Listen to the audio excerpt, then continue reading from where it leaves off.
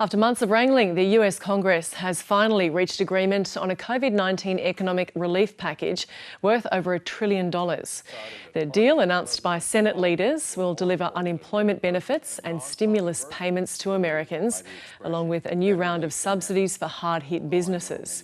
It still needs to be formally voted on. It is a strong shot in the arm to help American families weather the storm. For the 20 million people who would lose unemployment benefits the day after Christmas, help is on the way. The pandemic has put extra pressure on food banks across the country as the holidays begin. Many COVID-19 relief programs were set to expire at the end of the month. And for more on this story, we're joined live from Hong Kong by Bloomberg correspondent Annabelle Drewlers. Annabelle, this package, the stimulus package, is a compromise between the Democrats and Republicans who wanted very different things. So what's in this deal, and has anything important been left out of it? Well, there are a lot of things that are covered in this bill, some that were expected, others not so much. Things like aid for mass transit, theatres, money to speed up and enhance the distribution of vaccines. The text of the legislation is still being written, so we are not yet clear on some details, like, for instance, aid for US airlines, hotels. That has been a major focus, so we will see the dollar figure on that later. We do as well know that we have a direct one-time payment of $600 to individuals and children, and that $300 per week will go toward enhanced unemployment benefits. So a lot of things in that $900 million. Now, in terms of what's missing, several key factors were left out. So the Democrats, they very much wanted additional money, around $160 billion to go to local and state governments. Republicans, on the other hand, they wanted liability protection for employers against COVID lawsuits. Both of those things are not in the deal. So what happens next?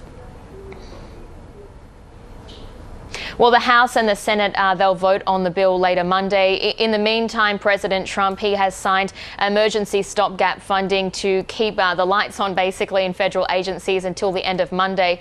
Now, that'll give more lawmakers more time to wrap up the details to pass through the legislation, and then it will be voted on, attached to a relief package, which will be a separate, broader government spending bill that will then fund the government through September 2021. And what can we expect once Joe Biden takes office early next year?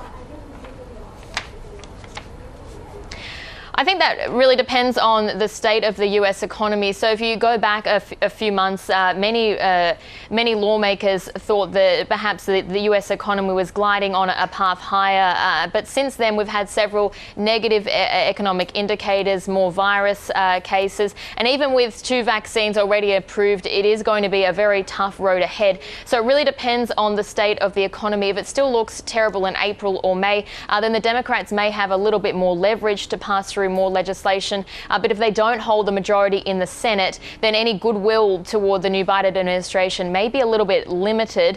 So that really does make this Senate runoff in Georgia very critical, because if Republicans hold their majority in the Senate, then we're back to square one. But if the Democrats may manage to win those seats, then the outlook for them to be able to pass through another round of stimulus does look a lot brighter. And how are markets likely to react? Well, US futures, they're looking fairly flat right now. The reaction really has been quite subdued here in markets. Investors really seem to be more concerned about this mutant virus strain that we're seeing in the UK. Some investors are even saying that the amount in the bill is really insufficient, and it's not doing enough to support the looming fiscal cliff that many state and local governments face.